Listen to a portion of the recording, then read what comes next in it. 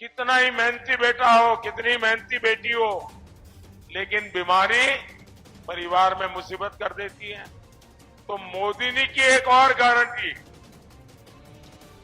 आपके माता पिता, दादा दादी, चाचा चाची, नाना नानी अगर वो 70 साल से ऊपर के हैं तो उनके इलाज की चिंता आप नहीं, ये मोदी करेगा, आपका बेटा करेगा। एक तरफ मोदी संतुष्टिकरण से सच्चा सामाजिक न्याय देने में जुटा है, तो वहीं सपा कांग्रेस का इंडी गठबंधन तुष्टीकरण के गर्त में गिरता चला जा रहा है।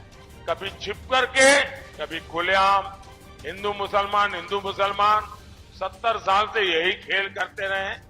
500 साल के इंतजार के बाद राम मंदिर मिला कि नहीं मिला? पूरा देश खुश है, दुनिया में रहने वाला हर हिंदुस्तानी खुश है, लेकिन ये परिवारवादी गालियां दे रहे हैं, गालियां। सपा के शहजादे, उनके एक चाचा, वो तो राम मंदिर को कहते हैं बेकार है, बेकार। मोदी की एक और गारंटी, आपके परिवार की बचत बढ़ाने वाली है।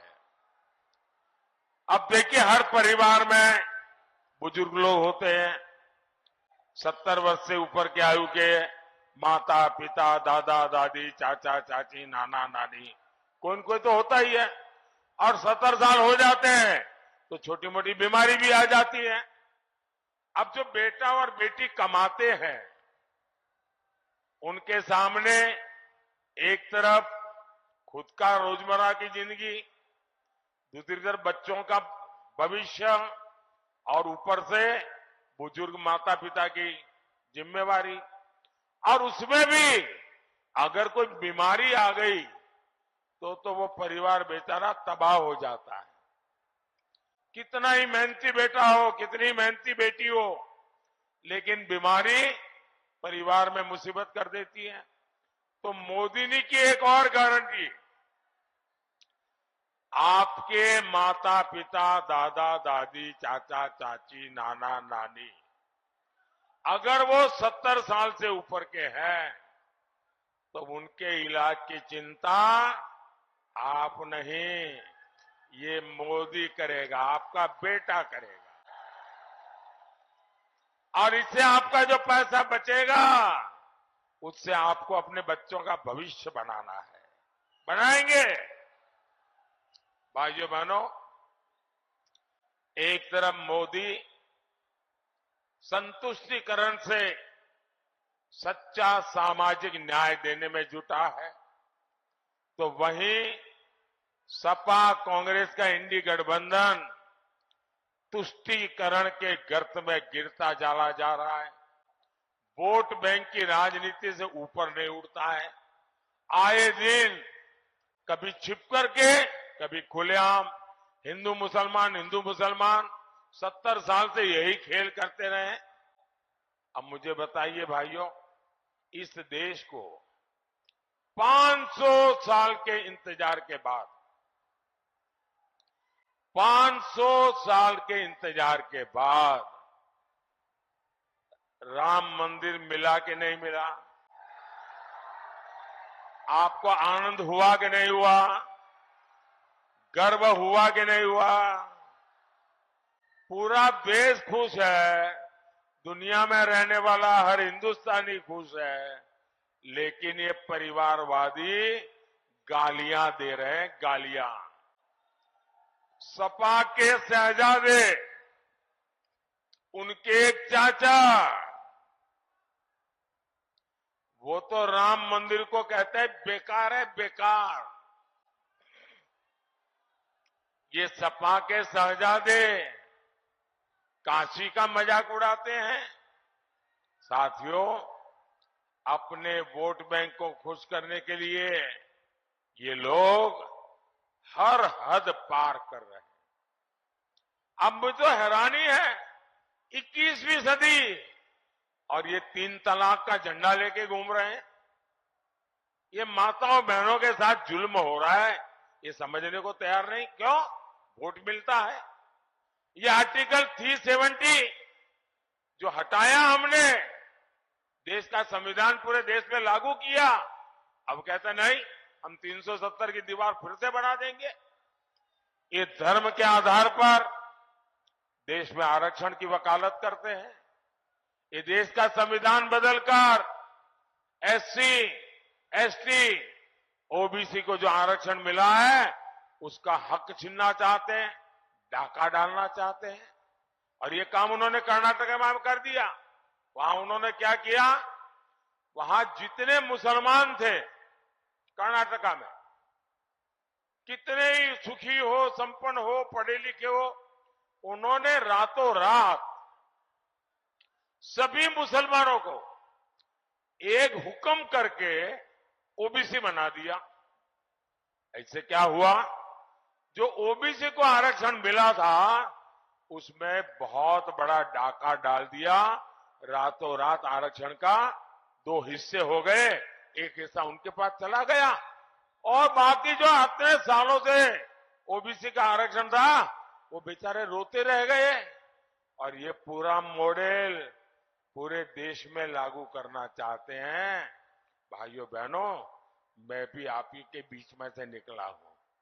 क्या मेरे जीते जी ये कर पाएंगे? क्या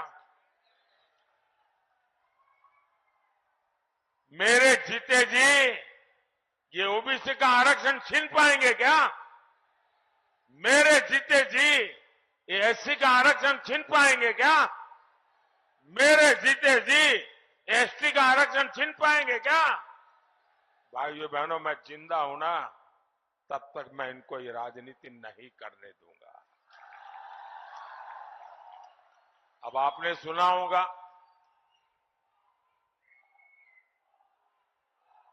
एक कांग्रेस वाले